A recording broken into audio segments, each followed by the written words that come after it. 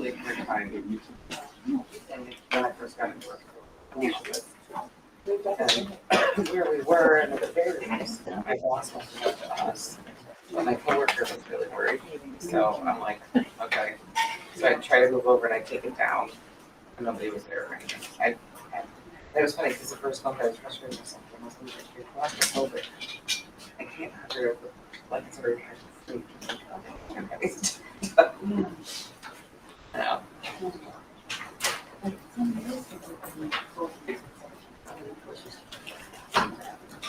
Right. Right.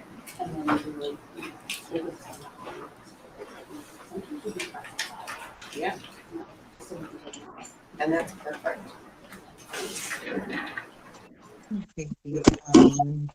I'm getting a message in my handicap.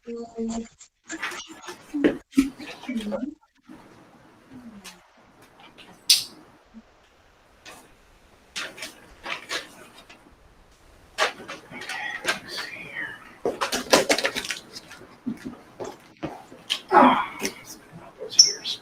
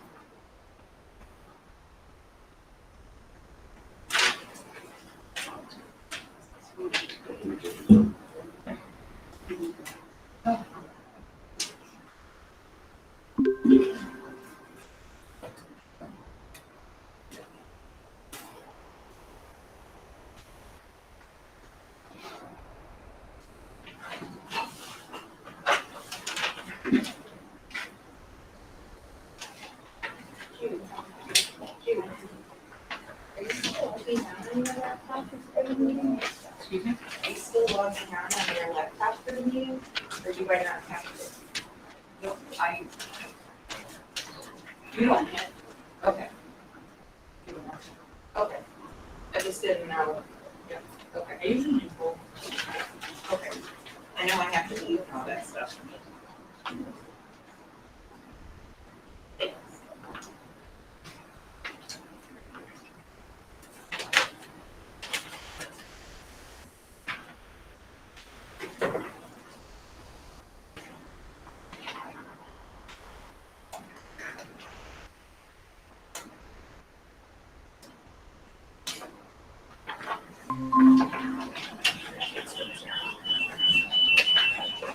Okay.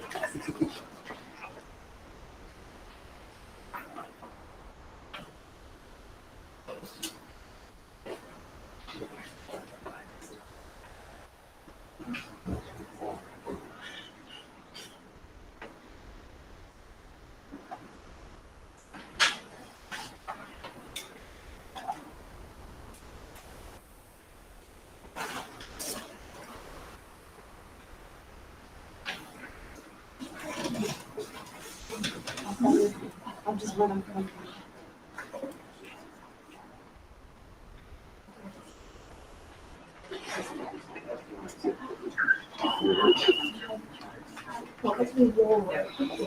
Okay.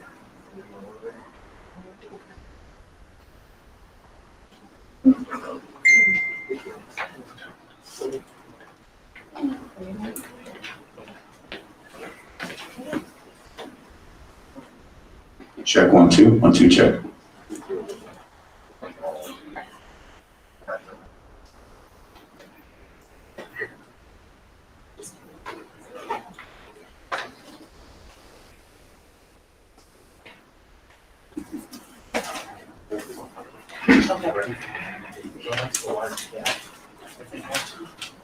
Okay. I don't have brightness, but large transfer. Yeah, that's I'll just go do it now. okay. Check 1 2. Check 1 2 3.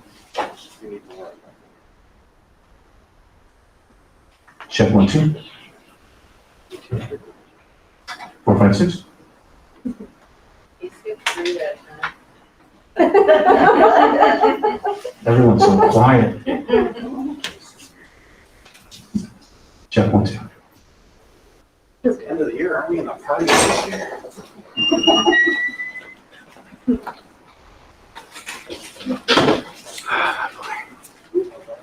You need anything, Mark? No, I'm good, thank you. How do you do it? Oh, wait.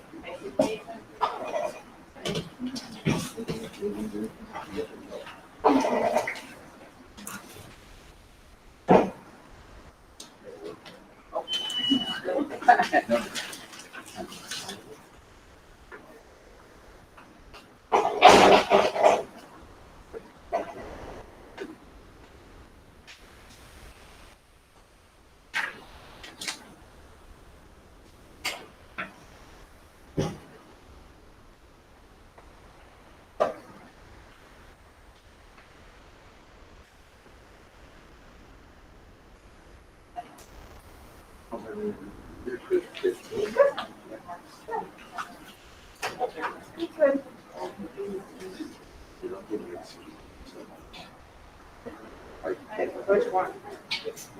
When it runs?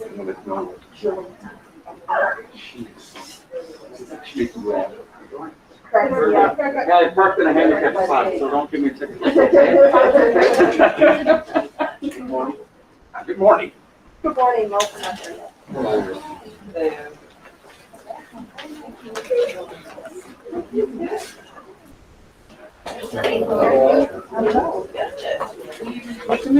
Yeah. We'll see, right?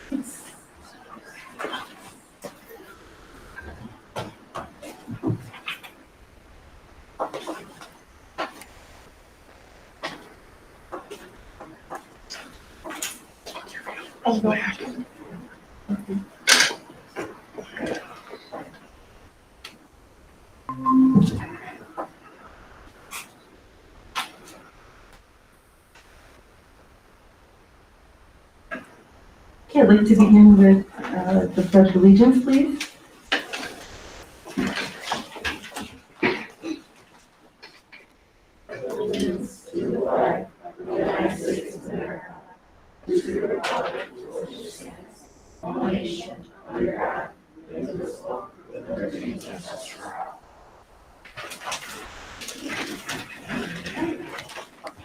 With us this evening, we have Glenn Bobek, trustee, Nicole Novak, trustee, Jake Rover, trustee, Jude Kuhn, district clerk, Dr. Brian Graham, superintendent, and Ashley Dreyer, president, Sue Marston, vice president, Robin Freary, trustee, Dr. Ruby Harris, assistant superintendent for business and finance, and do we have Cheryl with us? No, and That's it. Okay, just a couple announcements. If you could silence your cell phones, I would appreciate it. And also, just take a note that directly behind me, there's an emergency exit, and directly in front of me, there's an emergency exit in case we have to leave unexpectedly.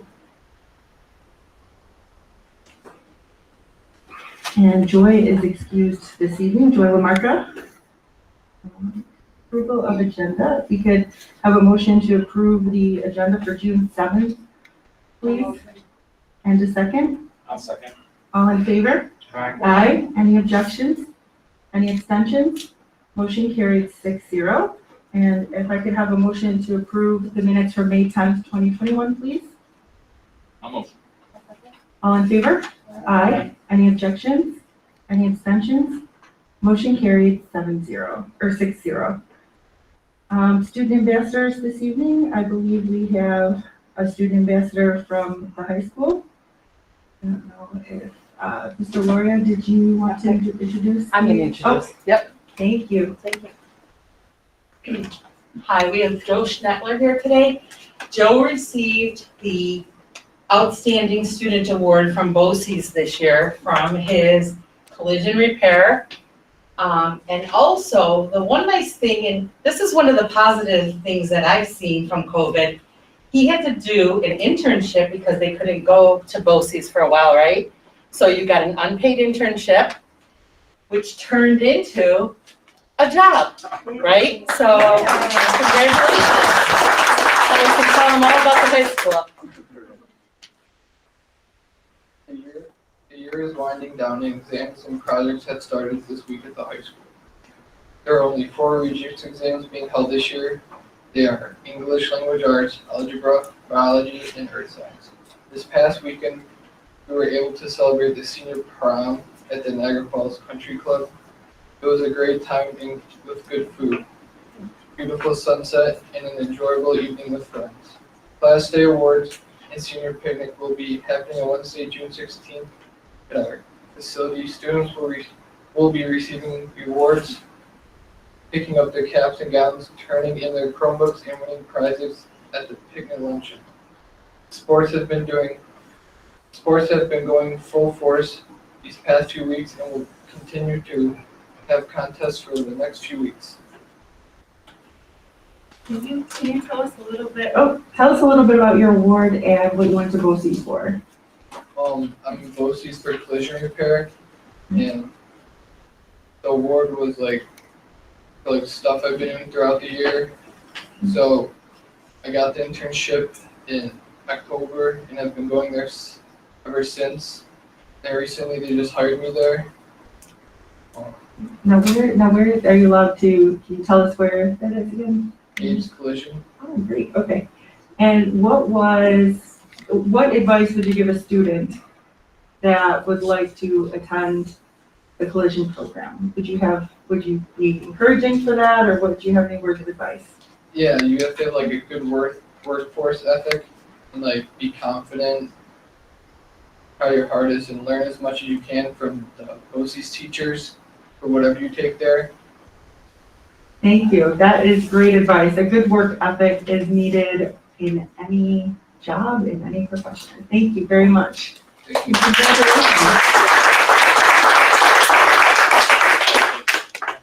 We have some correspondence, recognition, and good news with our top 10 Grand Island High School seniors. One of my favorite recognitions of the year. Ms. Lawyer, would you like to say a few words about our students?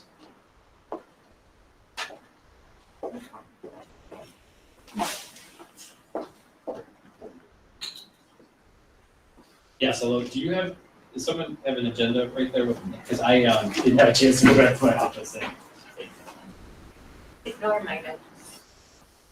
No, just the names. No, it's not. I know what you guys did. I have the names, I believe.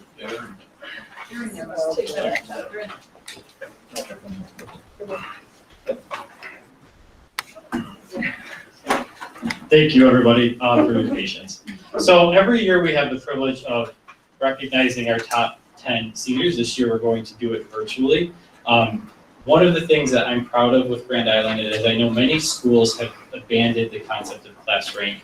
I'm a big proponent of recognizing those for the hard work that they do.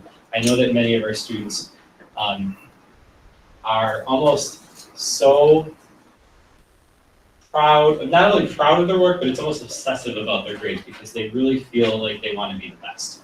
I love that mentality. I love that be the best mentality that some of the students have. I know that every one of our students here at Grand Island works hard and does the best for themselves, but there is a point to honor our top 10 and recognize each and every one of them for what they have accomplished. This is a 3-year accomplishment. Not only have they done it through, earning accolades in each of their challenging classes, but they've done it through COVID. With social distancing, remote learning, they've had to adapt to things that we've never seen them adapt to. So I am going to honor our top 10 who are on here, and we're going to ask them as they pop up, if they're present, to just unmute their mic briefly and just tell us what they will be doing next year, what they expect to be doing next year, and share a little bit about their future career aspirations. So I am going to start with Thomas Fabiano.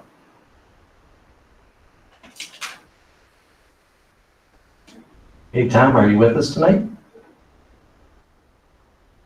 Okay, I will move on. If Tom joins us, I'll come back. But Rose Meany.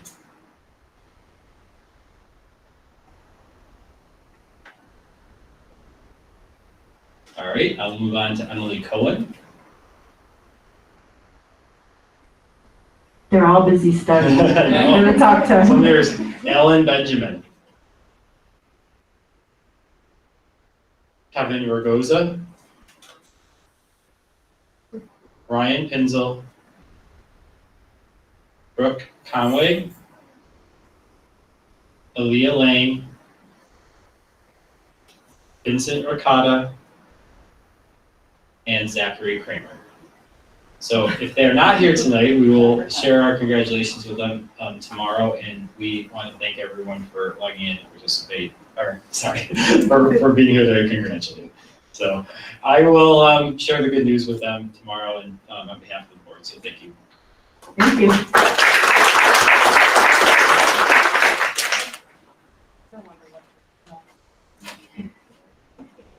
All right, for that, now that brings us to public comment session, agenda items only. We did not have anyone sign up for that.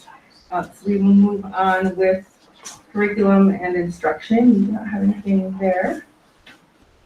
Personnel instructional. We have a motion to approve PI 1 through PI 4 with the removal of PI 3. I'll second. All in favor? Aye. Aye. Any objections? Any abstentions? Motion carried 6-0. I believe we have some introductions. Is it okay if we bring them up to the microphone? Really great. Let's start with Mr. Fitzpatrick. Thank you very much, Dr. Graham. Board of Education. I am very fortunate to have Jessica Trippy Rogers. I hope she is watching at this time, fill in. This year, we had Jessica Trippy Rogers fill in as a music long-term substitute for Caitlin Duffy, who was on maternity leave. And now we are very fortunate to have her fill the probationary music position here in our middle school. She is student-centered, she's compassionate, she's service-oriented, and highly talented. She's a graduate of Nazareth College. She has a concentration in vocal pedagogy. She was a long-term substitute at Transit Middle School before joining our staff. And of her many accomplishments, she is proud to say that she's been a backup singer and rehearsal leader to Josh Groban for 3 tours in New York State. We're excited to have her join our team as a probationary teacher and look forward to seeing and listening to the positive effect that she will have on our students and our music program. So congratulations to Jessica. Jessica, can you say hello to everybody? Hi, just thank you so much, and it's really an honor to be a part of this district. Thank you so much. Thank you, Jessica. I'm also very pleased to welcome home Elliot Mischke, who will be joining us as a long-term substitute music teacher in our music department. Elliot, as I said, is a Grand Island grad, joins us after successfully completing 2 short-term music positions in North Tonawanda. And we're very excited to have Elliot share his love for music with our students and help us to move our music program forward. Congratulations, Elliot. All right. Elliot, can you say hello? Thank you very much. It's definitely a pleasure to be able to come back to my home district and to be able to share my love for music with the students this upcoming year. I'm very fortunate and blessed to be able to come back to my home district. Thank you. Congratulations. I'd like to invite Mr. Loria up for an introduction. I am going to scoot over because I don't want to block her, but Melissa, can you stand up for a moment? Melissa Kosmosky is currently an employee here as a teaching assistant. She works in our life skills program at the high school. She does way more than that. We are very excited to introduce her to you as a probationary special education teacher. She has the opportunity, if you know, to work with the same students next year that she's been working with for several years. She's been here for 13 years. Not only has Melissa demonstrated her excellence in the classroom, but she serves as one of the student council advisors. As many of you know, our student council advisors are involved with many things, including most significantly pep rallies, events that we're carrying out throughout the school, such as homecoming as well as post-prom, and really they provide most of those fun and amazing events that our students missed so much throughout the years. But even through COVID, her team has rallied to make sure that many of those events continued and many virtual events were there for our students during those dark days. So I am so proud to tell you that she's going to be staying with us in the role of the probationary special education teacher. So congratulations, Melissa. And you want to start? I didn't know I was gonna have to do this. Thank you to the board, thank you, Dr. Grant, for the opportunity. I have been here for 13 years and I love these kids like they're my own. So I'm very excited to take this next step in my career. So thank you. Congratulations. Mr. Loria, can you join us again back at the podium? I just need to do an introduction for you. For our board and our community, it gives me great pleasure to introduce Mr. Loria as the newly appointed Assistant Superintendent of Curriculum, Staff Development, and Human Resources. Mr. Loria has been active in our district for many years, but before he came to Grand Island, he was a science teacher at Sweet Home for 11 years. He was also department chair there and coached track for at least 10 or 11 years. In 2009 and 10, Mr. Loria conducted his administrative internship here in Grand Island. He was hired as an assistant principal in 2012, and he served in that capacity for 2 years before becoming high school principal at Silver Creek. That was in 2014. In Silver Creek, Mr. Loria served as the district liaison in curriculum instruction and assessment by attending monthly meetings about curriculum at BOCES. He stayed in Silver Creek for 2 years before coming back to Grand Island in 2016. Over the past 4 years, Mr. Loria has impressed all of us with his dedication, intelligence, organization, and genuine caring disposition. He always acts in the best interest of students, teachers, staff, parents, and our community. Mr. Loria has served thousands of students as a science teacher and coach, and as a highly effective administrator for 8 years. Mr. Loria has demonstrated exemplary leadership in the areas of student achievement and community engagement. We are very pleased to welcome to keep you here and our district leadership team. So congratulations, Mr. Loria. I looked at Melissa because we have something in common tonight. But you know, I'm very proud. It was very exciting to recognize all of our tenured candidates and retirees today. It just reminded me of the tradition we have here at Grand Island. I am very excited to continue to be a part of it in a different role. I am looking forward to the challenge and the many hats that I will be wearing, but I am also excited that I will continue to be able to work with many of the people who have inspired me throughout these past, I don't know how we add these years up here, but it comes out to be a good many, so over the past decade. And I just want to, thank the board for their faith and encouragement as I hope to continue the learning and growth together with the others here. So thank you. Thank you. Are you under, I just want to clarify, under the Motion to approve the removal of PI3E is for Casey Quinn, the name Casey Quinn. Okay, and on to personnel non-instructional, the motion to approve non-instructional PNI 1 through PNI 3. If I could have a motion for that, please. Okay, all in favor? Aye. Any objections? Any abstentions? Motion carried 6-0. And that brings us to the finance section with Dr. Harris. Okay, so I have a couple of items for action and then others for information. The first thing on the agenda under finance is change orders over 15,000. One is for the abatement work for the back half of the district office. The front half, just so people are aware, will begin June 28th. So that won't be a normal entryway. We'll figure out how you enter, but that will be a normal entryway. But that is the first change order. And the second one is in reference to Hugh Road Auditorium ceiling. I believe it was probably 2 months ago now that I emailed the board just so you were aware what was occurring, but here is the physical change order. Item B is an obsolete equipment. It is a tuba from the middle school. There is a crack in the metal and the repair cost is actually more than the tuba is worth, so we are declaring that obsolete. The next item is a donation. The Rotary Club donated a buddy bench to the district. I believe there was a picture attached. It's really a cute bench. So we are grateful for that, and I believe that was at Sidway. I want to say it's Sidway.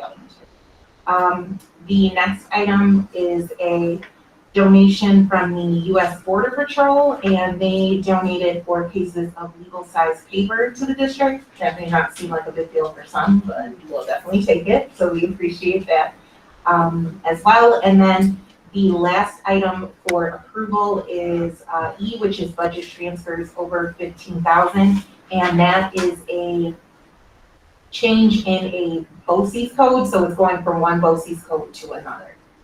Any questions? If I could have a motion to approve A through E, please. In a second. I'll second. All in favor? Aye. Any objections? Any abstentions? Motion carries 6-0. Okay, so item F, which is the first informational item, is the check warrant for April. Item G is a monthly construction report. Some of that you have seen, which deals with the field. Others are new pictures of what is going on in the middle school classroom area, and they are expressing they believe it will be done this month. I will update you as I know more. And then H is budget transfers under 15,000, and that's all I have. Thank you, and thank you to the Rotary Club for the donation and the U.S. Border Patrol. The Rotary Club does so much for our community, and we are very grateful for everything you do, not only for Grand Island, but for our school district as well. So thank you for that. Okay, on to special education. If I could have a motion to approve the committee recommendations for services A and D, please. And a second. All in favor? Aye. Any objections? Any abstentions? Motion carried 6-0. And that brings us to our superintendent's report with Dr. Graham. Good, thank you very much. You know, for our board and our community, I'm sure everybody is very pleased to see the COVID-19 positivity rates decline each week. From May 28th through June 4th, there were only 4 new cases on the entire island as reported by Erie County. As of June 6th, there were only 20 more positive cases per 100,000 people over 7 days in Erie County. It's good news, and that is why superintendents, myself and my colleagues in Erie County are very disappointed in the way the New York State Department of Health communicated last Friday when they released their letter to the CDC. As the board and community are aware, on Friday, New York State Health Commissioner Howard Zucker released a letter he sent to the director of the CDC regarding his ideas as it relates to potential changes in mask wearing in schools throughout New York State. In the letter, Dr. Zucker indicated that the state intended to align its end of school year mask guidance with mask guidance previously released for summer camps. In both settings, they said, as a minimum statewide guidance, the New York State Department of Health wrote to the CDC and told them that they were considering indoor masks would only be used or only be strongly encouraged, but not required for students, campers, staff, teachers, counselors, etc. They also went on to say outdoor masks would not be required for the same group of students and staff. And today, the governor held a press conference with Howard Zucker. When he discussed school mask guidance and their directives, the governor stated that New York State Department of Health engaged in discussions with the CDC over the weekend. The governor indicated that Dr. Howard Zucker, of course, the health commissioner of New York State, had asked for their feedback. The conclusion, they reported today, from those discussions was that in order to be consistent with that summer camp guidance, New York State would be allowed to choose New York State schools would be allowed to choose no mask wearing for children when those children and staff were outside. Accordingly, they indicated that they will allow students and staff to remove, we as Grand Island schools will allow students and staff to remove their masks when outdoors in athletic events, field day events, recess, phys ed, and other outdoor activities. Additionally, the governor and Howard Zucker announced that the CDC did not advise changing the existing directives regarding the use of masks indoors. And pursuant to the New York State Department of Health directive, masks are still required indoors for students and staff. Over the weekend, we also received a memo from the New York State Education Department. It was sent to all superintendents, and it was sent to remind us that school districts must adhere to the Executive Order 202.6. In that order, schools were permitted to reopen in September, subject to adhering to the New York State Department of Health issued guidance and directives. The New York State Education Department explained in the memo over the weekend that schools should continue to operate under these existing procedures regarding masks. As our board is aware, school districts are compelled to follow the New York State Department of Health guidance and directives. Therefore, we will, as I said, allow students to remove masks when outdoors, but students and staff must continue to wear masks when they're in the buildings. We will, of course, continue to schedule frequent mask breaks for our students who are indoors as the temperatures rise in the weeks ahead. I recognize that Dr. Zucker's letter last Friday gave a false impression of a potential change to all mask guidance and directives as they relate to indoor use.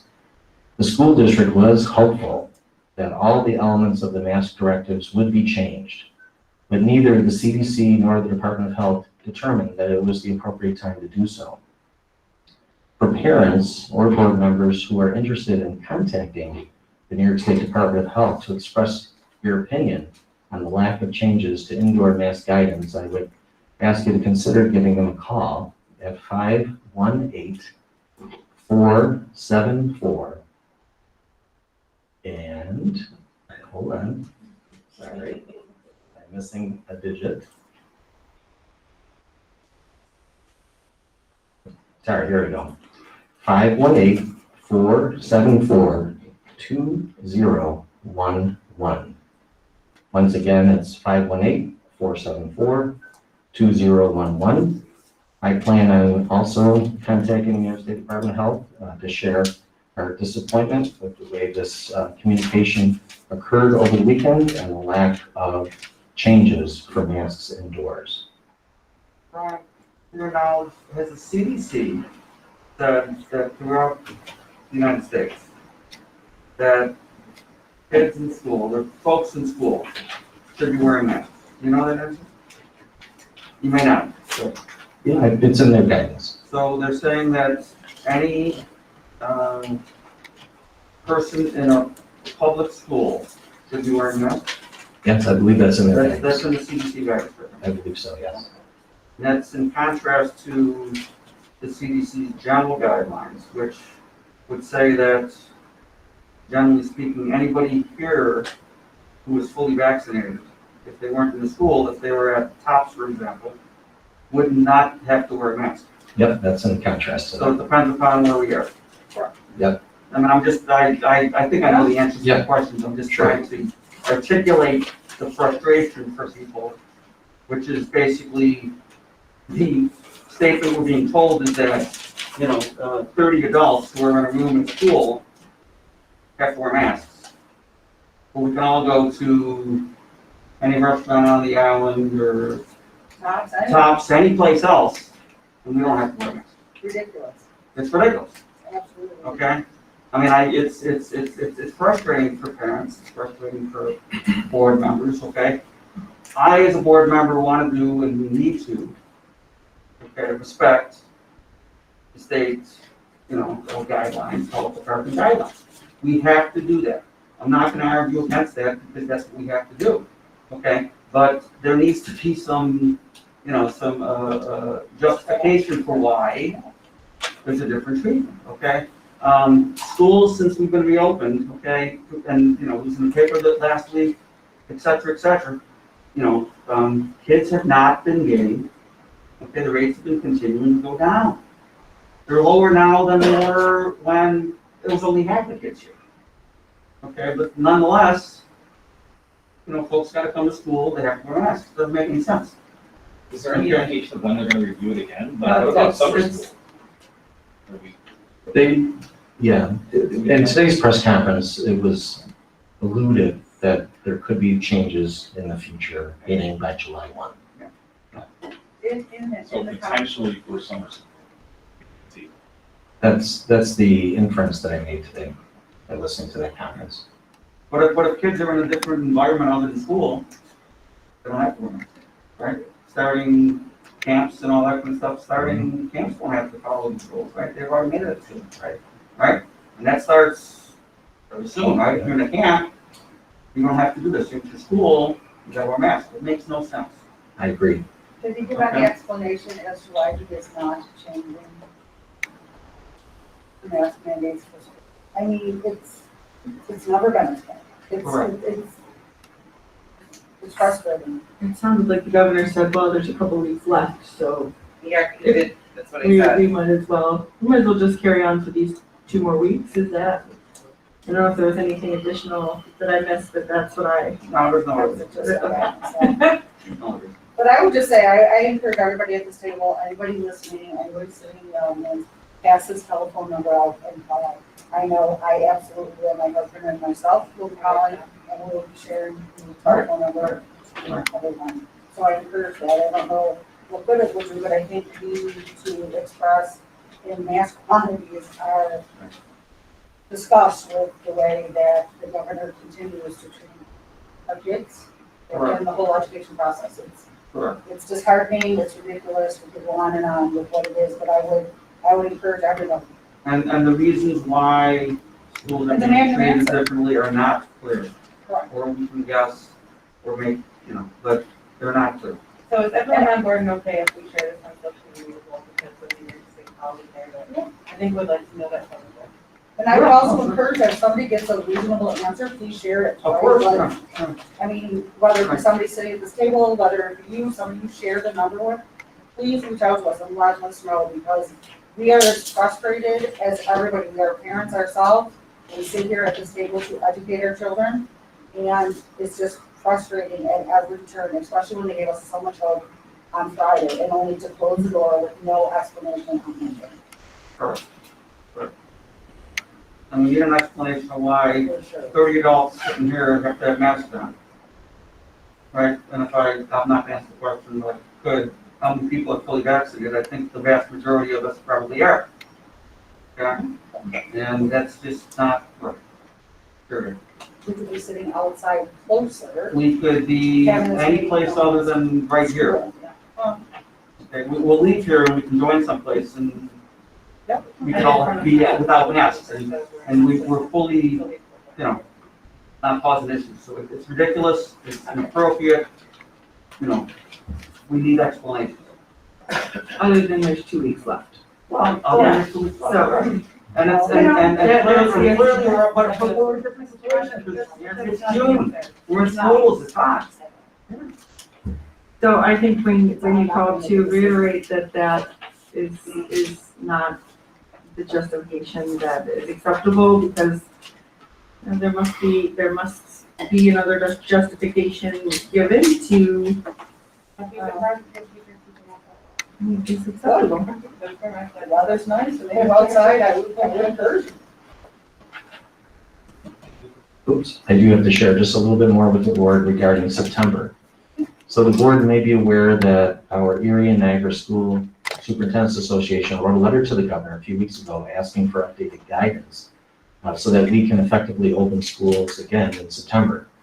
In our letter, we did ask for that guidance to be shared with us by June 4th. To this date, we have not received that guidance, but we are hopeful, that it'll be coming very soon. To that end, right now our plan is to open as we did pre-COVID with Sidway, Kegabai, and Youth start and end times being the same, with middle school and high school start and end times being the same. Please understand that with that change, buses will be more full and children will be sitting 2 or 3 to a seat. But we believe that that is the way we need to go. Additionally, the governor had allowed for many, students across New York State to be 100% virtual. It is our hope that only the students that are medically fragile and have doctor's notes indicating that they're medically fragile would have access to home hospital instruction, which is how we used to operate pre-COVID for students who couldn't come to school. So it would be our hope to revert back to that system. And as we move forward, we're very pleased with the hand hygiene and air filtration systems that we have in our classrooms, including the air purifiers that we purchased for COVID. So we believe that we're ready to open as we once did pre-COVID. Does anybody have any questions about September?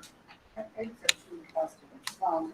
I just kind of want to go back to this here. I know when we came back to school, it was a no fans in the rooms. Are we still with no fans in our classrooms? No, we're using fans. And then how, if June 4th is gone, then we didn't hear any updates or any mandates on how we're going to open in September. Can you just allude to the fact of how we will communicate that to the community, the parents and everything, just so they know where to look for the information as we provide it? Because as the kids come out of school, the communication is going to look a little different, and just so they know, where to go. Yeah, absolutely. As soon as we are in receipt of the guidance, we would then communicate, the key components of that and how that would look here in Grand Island. Are you thinking emails? I'm just trying to. Yeah, I think, if there aren't a lot of changes, right, it should be a relatively easy, maybe a letter, but if there are changes, I probably would do a slideshow with my narration. Just to give them some idea of what we're looking at with communication, it's just a few weeks out. And just, there may be some parents here tonight or parents who've emailed me, because there are a few districts, 2 in Monroe County and 1 in Cattaraugus County, that as of Sunday, were indicating that they were not going to follow this guidance. I know we've talked a lot about the choices that other districts make. We have to follow the guidance, so I'm not going to, personally or professionally comment on the choices of other districts. But I do know that many parents have emailed me their concern that other districts are moving forward and not following the mask guidance for indoors. And I'm not sure what repercussions might come forward for those districts. So that's all that I have right now, unless there are any more questions from the board. I just would say to that point, I know people are frustrated that we as a district are following the rules, but all of us are sitting at this table taking oath, right? When we take that oath and we take it seriously and say we're gonna do that, we're gonna follow the rules. If not, there can be charges brought against us, right?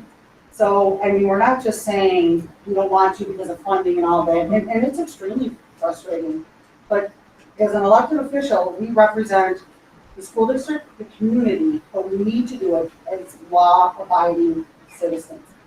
If we were all to be brought up on charges, could you imagine what it would cost the district to fight our battle for going up against New York State? And I just want to put that out there because I don't think everybody knows that we stand here on July 1st and take an oath. We may not always like the rules, we may not always agree with the rules, but we do have to follow them.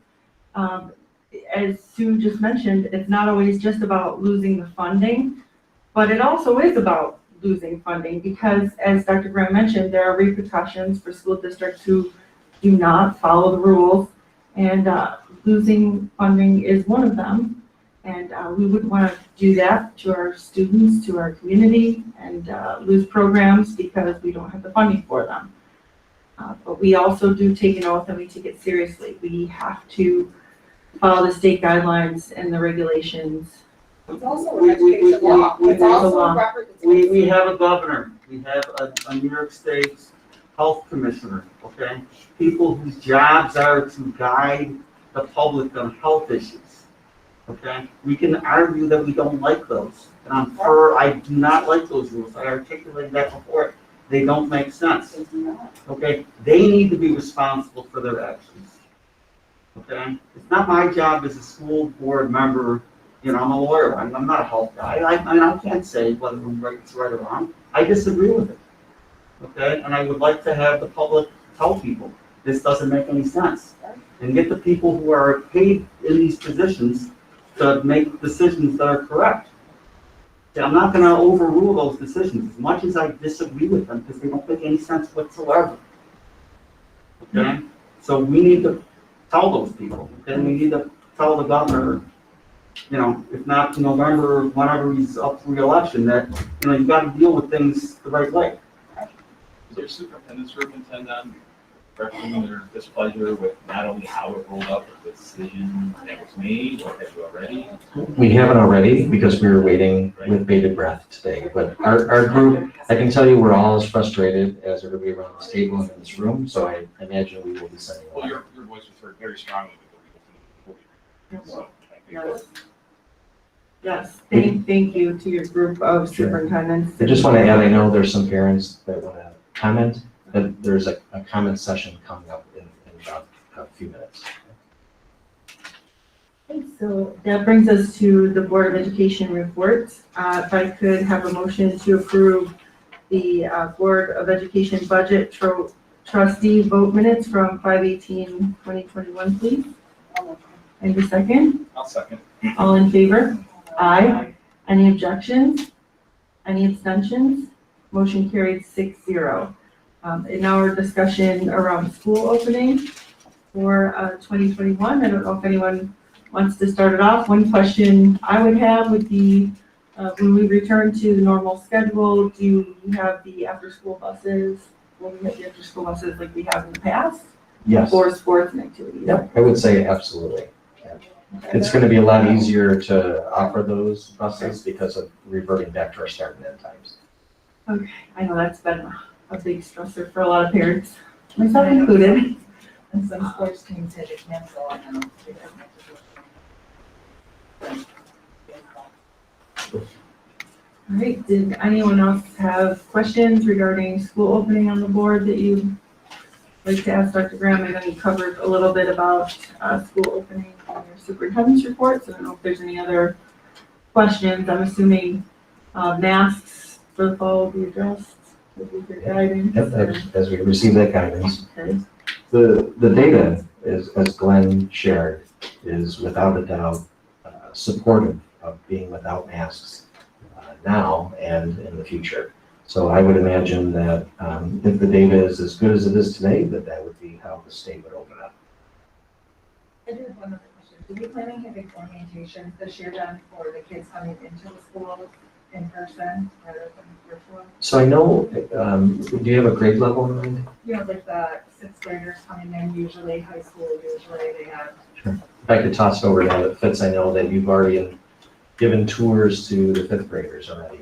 Yes, our fifth graders over 2 Wednesdays in May, youth and tech guidance students have already come through the building in person and the tour.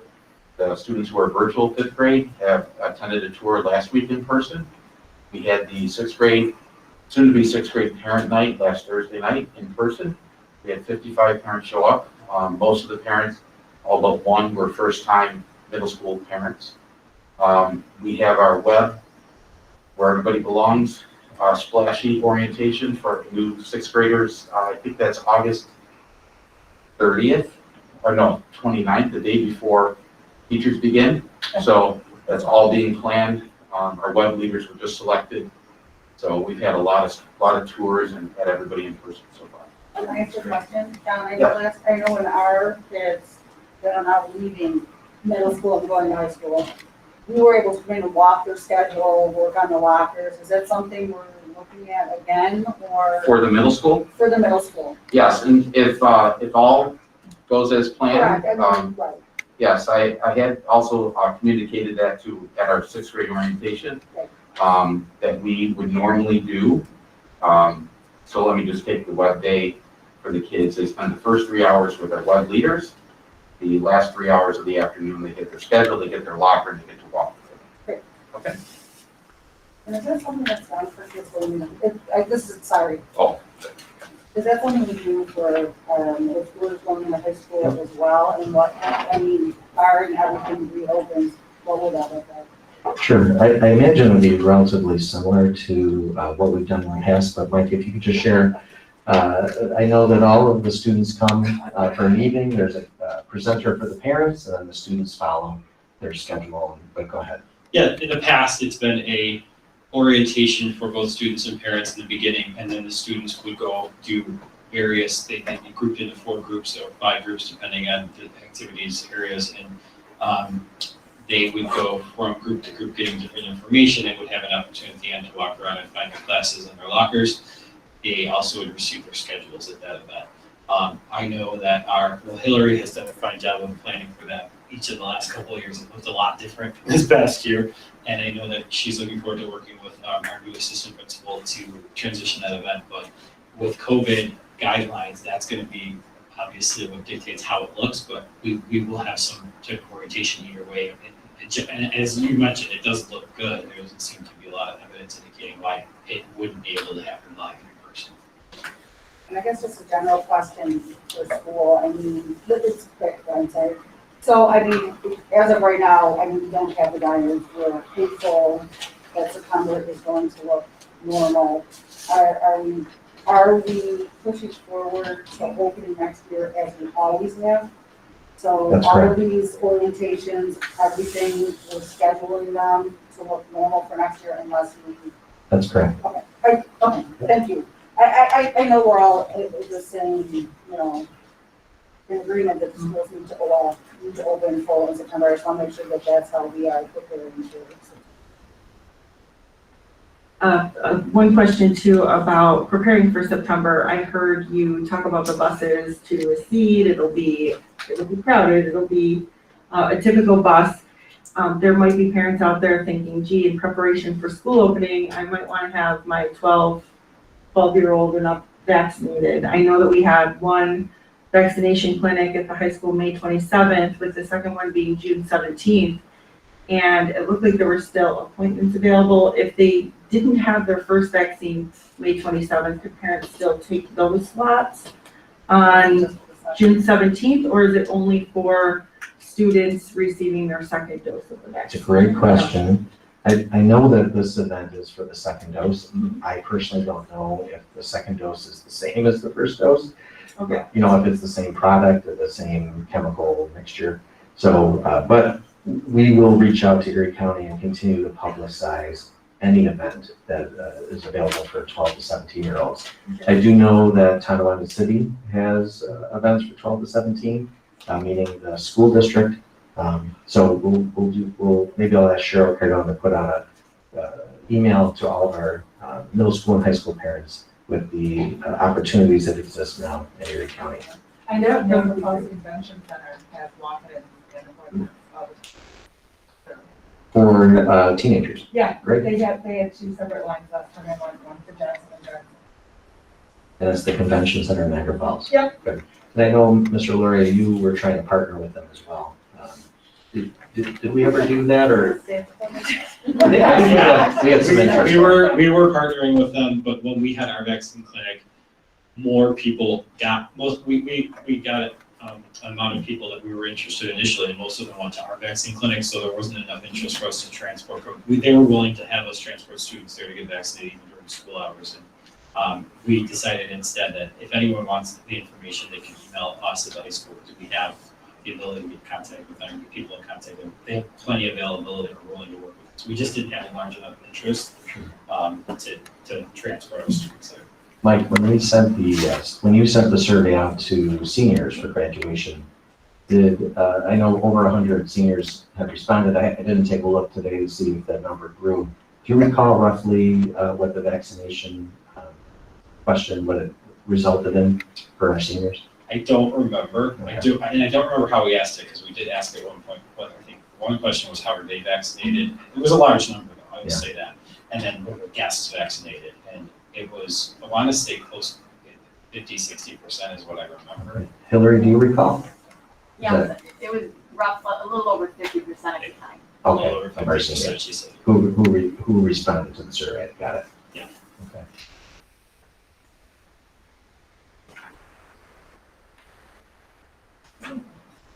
Right, does anyone else have any questions about school opening? The opening of school. Okay, thank you. That brings us to the public comment session. General items not included on the agenda. At this time, public comments are invited from individuals who desire to address the Board of Education on any topic which is on the agenda. Residents who have previously signed up to speak will be recognized by the president. When speaking, please identify yourself first. Speak clearly and loudly enough for everyone in the room to hear you. Speakers are requested to limit their remarks to no more than 3 minutes, to appoint a spokesperson if a concern is a group concern, and if necessary or desired to supplement verbal presentations. Personal comments toward a member of the community, toward staff, or Board of Education members will not be considered appropriate. We did have a couple of people sign up. First is Colleen Huff.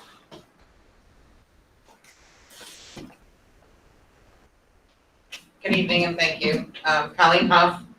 A lot of what I had written down that I was going to talk to you guys have already addressed. I'm here about, obviously, the mask mandate. It sounds like you guys are as frustrated as we are. You did address about the other districts that aren't following it. One of my questions was one of the things I'd just like to comment on or see if I can even ask a question. Glenn was talking about how they're following the CDC guidelines in our state, supposedly for the mask mandate, yet there's only 18 states in the whole country that are still requiring the kids to be masked. So I'm wondering how we could address that to the governor, to our Department of Health. None of this is making sense to any of us. I know you gave us a phone number, but is there something else that we can do as a community? You guys seem frustrated, but I think it's really time that we need to take a stronger stand. And it sounds like you're trying to, and I understand, don't want to see you guys sued. I appreciate everything everyone's doing. This is a really difficult time, but it seems like it's time to really come together. And I am following, there's groups all across the state right now. The parents are done, and somehow I can't imagine that there's no way to get this voice to them. And I even tried at one point to call a few months ago to find out what the numbers really are of transmission for kids in our state in the schools. And I spent 3 hours being transferred from different person to different person to being told there's actually no statistics. There are no statistics out there, according to the Erie County Department of Health, stating of any transmission between kids in school. And you need to take that to them. They said, we're not tracking that. Well, if they're not tracking that, why are our kids still masked? And I would like to know what we as parents can do to help you guys get this change, that we're still following the rules. And I understand I'm a rule follower for the most part, but I mean, I know that Alden, the kids walked in without masks today to protest, and they sent them all home. So these kids were trying to stand up for the fact that this is just ridiculous, and they lost a day of school after losing more than half the school to begin with for this year. So Colleen, I think you've been on some of our reopening committees over the summer. You're a positive influence, as a parent and as an advocate. Maybe you and I and some other parents can draft a letter together. We can share it through the district parent council remember, maybe not every parent has the same idea, but I understand that, yeah. But we could try to work with our district parent council, and they've done this in the past when they've helped us advocate for foundation aid. I can draft a letter, maybe you and I can work on it together, and then send it through Trish Eichel and through the district parent council to see how many parents would sign it, and so on and so forth, so. Is there any way of making any noise other than a letter?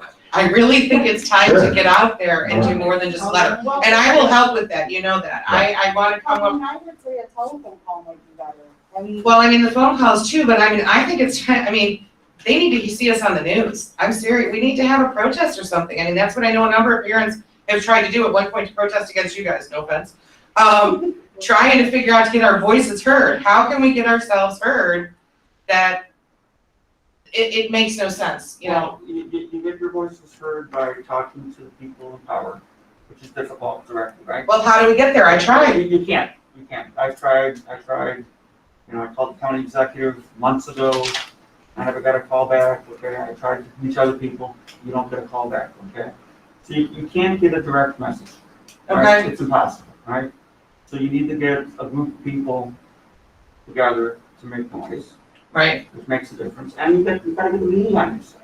Right. The media are the people that are gonna put pressure on people.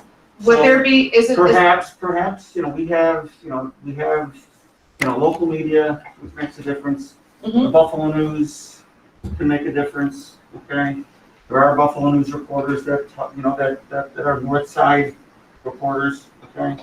Perhaps we reach out to them and say, you know, people are frustrated, okay? And perhaps that makes a difference. Is this okay? something that you guys can participate in? I mean, Dr. Graham? I know the north side reporter, I'll give him a call. Well, and I would say, Mike, And I'll to see that if he needs point, help. I think it. And, I mean, individually as a board, I mean, we gotta make the decision as a board to do that. Really, yes, But I think it'd be more powerful coming from. I appreciate that, so now. Colleen, I just, as a point of order, Jude is doing a good job keeping track of the time. You can see that we wanna work with you, let's talk tomorrow. Okay, that sounds good, but just, there's a lot of parents I know that aren't here tonight that couldn't come. We know. And, there's you more than- know, and you guys can send out those surveys. Can we do a survey that we can then go and present? Sure. And get other parents too, I so, could put yeah, that together. okay, thank you. I do know there's some other parents. Nice job, Colleen. For the other parents coming up to the podium, I'm sure you have the similar concerns. I'm just gonna ask, we won't go back and forth for that. So we want you to speak, and Jude's keeping the time, so whoever is next can go ahead. Yeah, we have to follow Robert's Rules of Order, so we usually don't have a back and forth dialogue, but we do hear what you're saying, and I do want you to know that we discuss it as a board, we talk about your concerns, so please don't think just because we can't have a back and forth dialogue that we are not, we're not hearing what you're saying, and we're not behind the scenes discussing what you presented or what your thoughts are.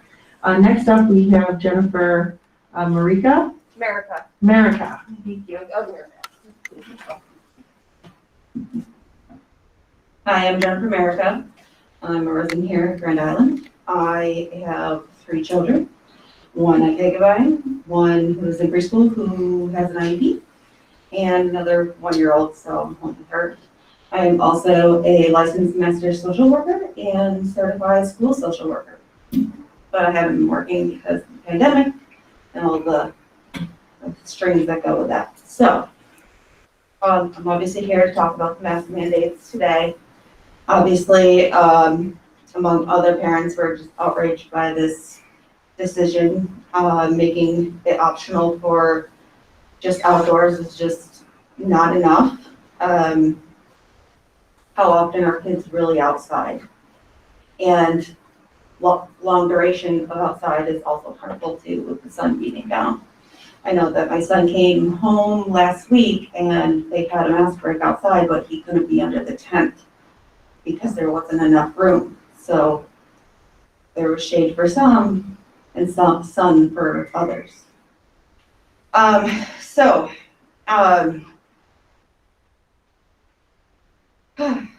These temperatures pose a serious health risk for children to experience heat exhaustion and strokes. Without masks, adding masks will increase that even more. So today, while some kids were leaving schools in buses, others were leaving in ambulances across Erie County due to the heat exhaustion and stroke. The CDC even states that no one, adult or child, should wear a mask that will cause heat-related illnesses. Yet here we are being told by the CDC, our schools have to remain masked. Just because it's 2 more weeks. Did you know that asthma is the leading cause for children diseases, chronic disease? But yet doctors are afraid of writing medical exemptions for them. It's hard for kids that don't have asthma to be breathing, and then you add asthma.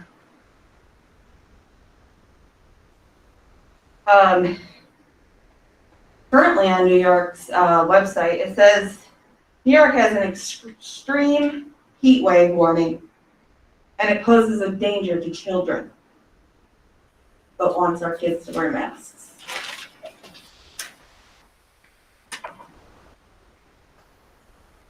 I understand that there's extended mask breaks, but I'm hearing from students and parents, not just in this district, and not all teachers, that they really aren't getting extended mask breaks. And there's teachers, not necessarily here, I'm not saying all teachers, are even pulling down their masks to yell at children to pull up their masks.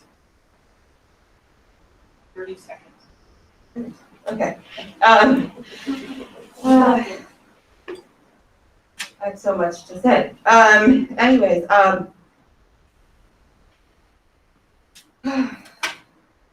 the CDC says it's more common for teachers to spread it to each other than children are to spread it to each other and to teachers and to adults at home. We know that there's very minimal risks for them. So as far as Cuomo wanting scientific proof from CDC, not just saying, no, we don't want it, they didn't provide any scientific proof other than, no, we advise not to.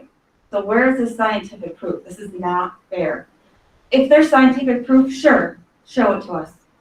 I will accept that. But if there's not, then that's just, you're saying how other schools are going against. But on page 36, there's a clause that says that if a child cannot tolerate a mask and it's going to impair their health, mentally, physically, that they don't have to wear a mask. That's how these schools are getting around it. So why can't we? It doesn't say anything about needing a doctor's note. Okay, thank you.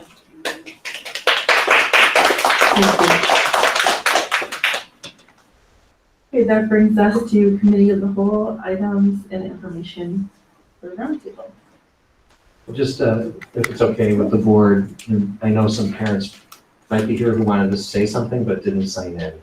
If we just have a show of hands, particularly if your comment is different or unique than the other. Okay. Then, if that's okay, I would ask you to come sign up, and then we'll continue this portion of the board meeting. You can take more than one if you'd like to. If you want to sign up as well, you can. You don't, I know how it is. You have to look stupid.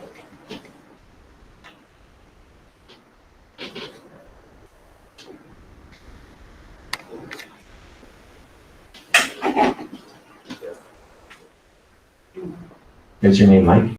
If you want to get started, then we can continue having people sign up.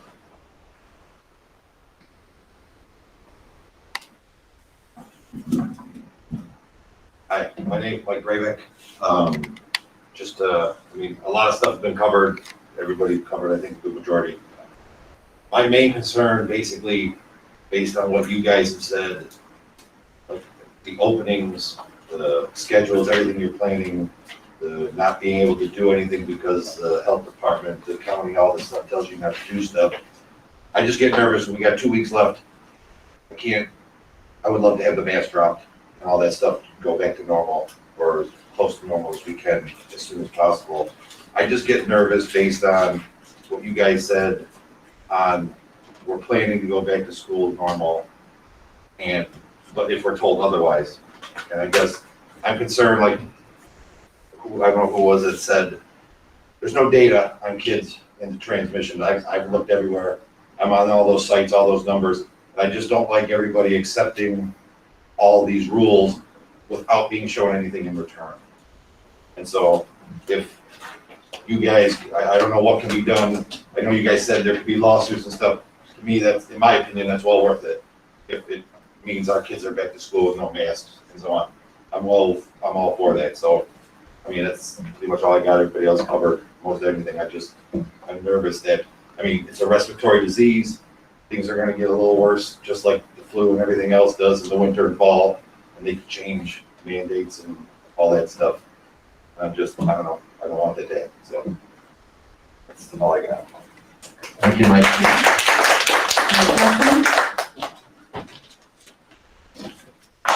You could state your last name too. Sean, So, trustee Sean. Board, thank you, Dr. Graham, Mr. Lauria, thank you for your communications. You guys have been great in answering me. I'm sure it was a great pain in your butt. Yeah, I missed a lot. Sorry, I was coaching baseball. Just here to state that without there's no proof, scientific proof, hard proof that really that masks even work or that there is transmission in school-aged children. And I think the mask should be removed.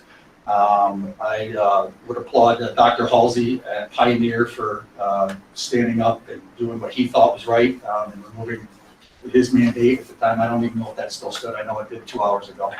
And downstate in Long Island, there were schools that just said, we don't feel like the masks are necessary. So if they can do it, why can't we?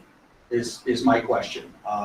We have an elected Board of Education, a great superintendent. I would feel that you guys are our option in that if New York State on Thursday is going to not allow masks indoors, and then on Friday send out a letter that says we are going to allow masks indoors, based on whatever the CDC says, and then on Monday, say what they said. It's like, how many different authorities are we going to go through before we start taking action for ourselves? Like Grand Island elected a Board of Education, these members, and we have you in place to stand up for our children, our teachers. I don't just say this for my two sons at Hugh and here at the high school. I say for the teachers, just the same.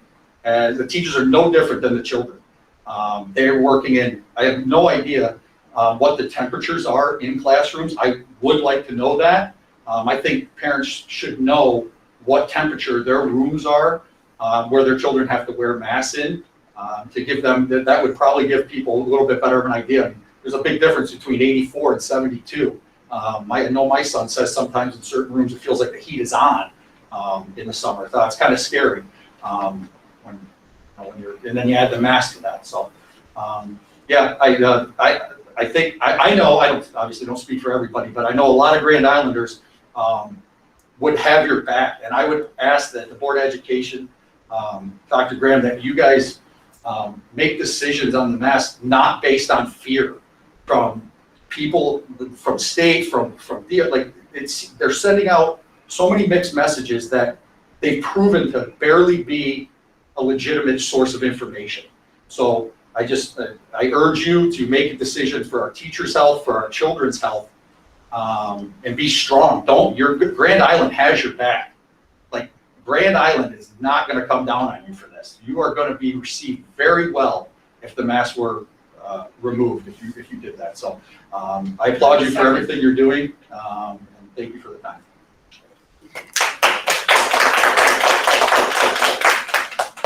Okay, Holly. My name is Holly Mulay. my first time at a meeting, which shows how important this matter is to me. I have a son, his name is Andrew Hartwick. He goes to Kegabyne. He is 9 years old, has an IEP. He hates the mask. He cries.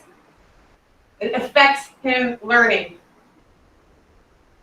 They talk to each other under the desks because they can't hear each other.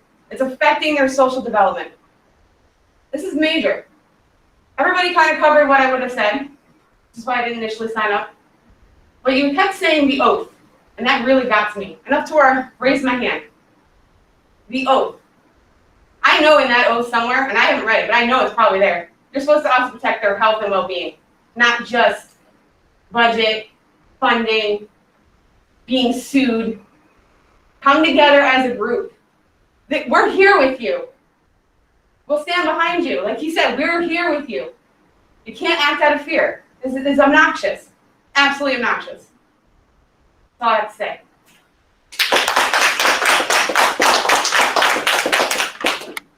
Okay, Melanie.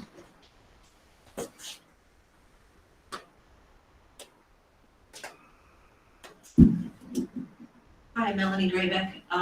Dr. Graham, I know one of the parent meetings you had a while on Zoom, you had talked about removing the dividers. My daughter says that there are still dividers in her classroom, so I'm just wondering if those are going to come down. Some parents may have asked the principal if they can keep their child's divider. I didn't, are we allowed to say, I don't want my child to have a divider? Yep, just contact your principal. All right.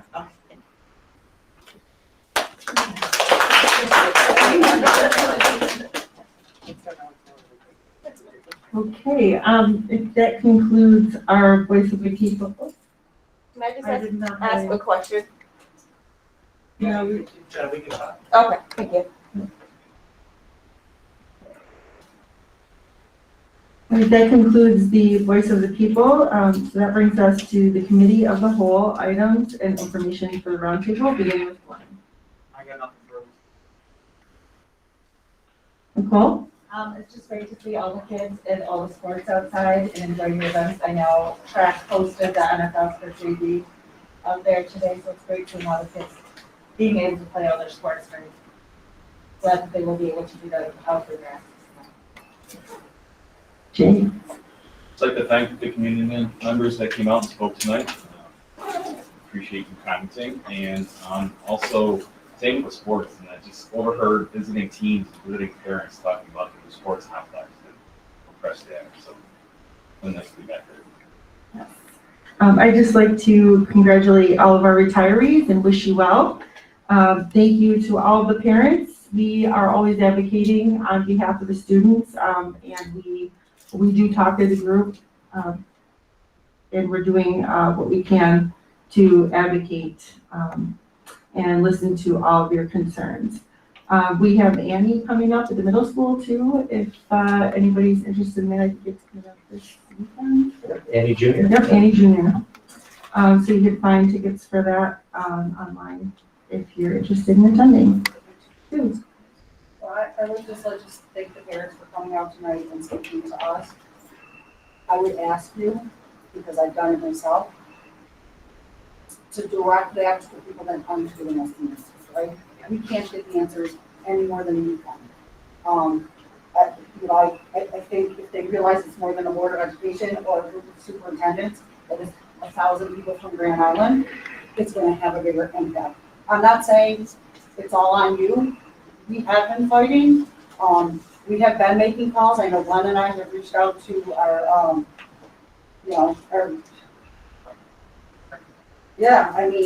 our politicians, and we're not getting any phone calls back ourselves.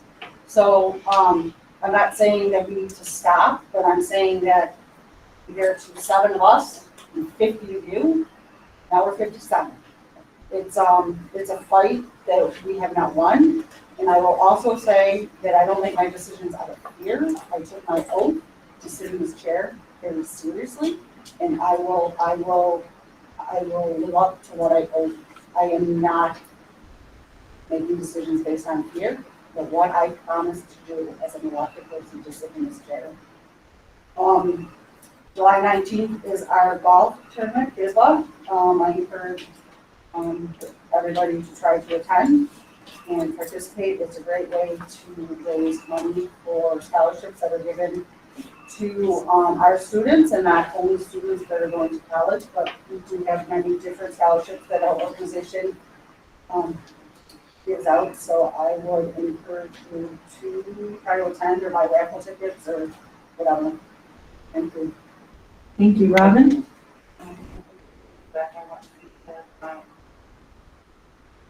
We did take it up as you can both with parents and your own parents. None of you can automatically take it because you're following the rules. That you're both right. We're following the rules as much as possible that are both right. And you don't see everything here. A lot goes on behind the scenes. We're doing what we can so that we can stay here in these seats to make a difference. And what I've seen today that has changed is that we're working together a little bit more instead of against each other. I love that Colleen has the conversation with our superintendent, because that's going to be a floodgate. Instead of working against each other and seeing us as the enemy, we're your colleagues. We don't get money for being up here.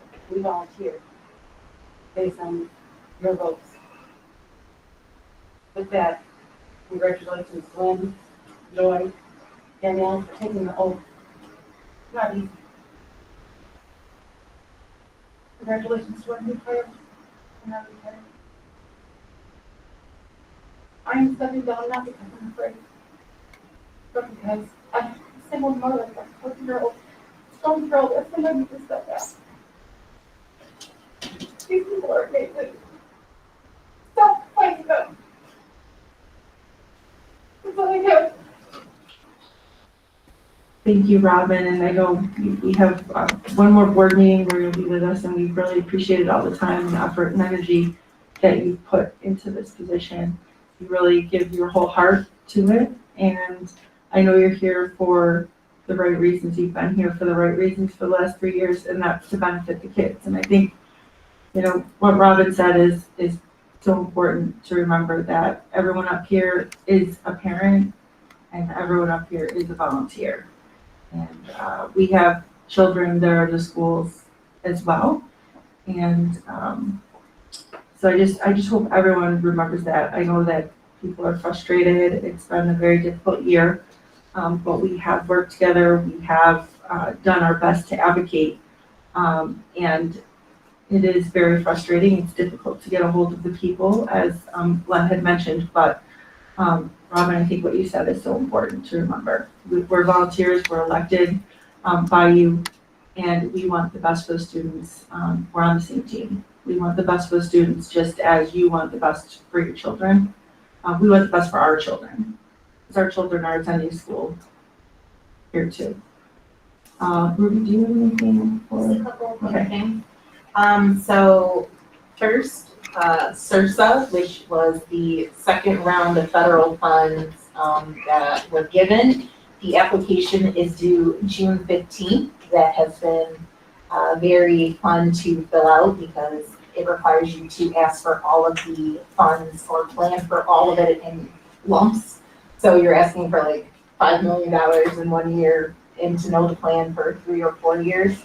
I know Dr. Graham will have some things coming out soon in reference to the American Rescue as a requirement, but CIRSA is due June 15th. We will submit that and have that available where it's needed. And then we are still waiting on the actual application for the American Rescue, as hard as that is to believe. They have provided some additional guidance. It's about 61 pages. I can definitely send it out to you all, or I can try to glean out the things that seem most beneficial and informational for the board. I can do both too, it's not a problem. So that will be forthcoming. I did want to mention that we did a post for student summer laborers. We have not received a lot of applicants. It's a great opportunity for children to work during the summer. As I know more, I can share that out, but I do know the posting is out now, and we hire for them every year minus the COVID year. I believe technology also has summer workers. I don't know if that posting is up, it possibly, okay, that posting's out as well. So we are looking for the help. If you have followed at all, you know all of our students have some type of Chromebook or iPad, so the more the merrier for sure. And congratulations to all the new hires, the retirees, and those who receive tenure, and welcome, Mike Gloria. I have tons of stuff to do. That is all. And Dr. Graham. I'm all set today. Just want to thank our high school administration, the teachers, and the student leaders who planned their prom. It was really a beautiful event. So thank you to everybody who helped put that together for our kids. We have a couple of dates. June 21st, 2021 is a board meeting work session at 7:30 p.m. July 6th is the reorganizational meeting at 7 p.m. with the board meeting immediately following. With that, if I could have a motion to adjourn the meeting at 8:50 p.m., please. I will motion. And a second. I'll second. All in favor? Aye. Any objections? Any abstentions? Motion carried 6-0. Thank you. Good night, everyone.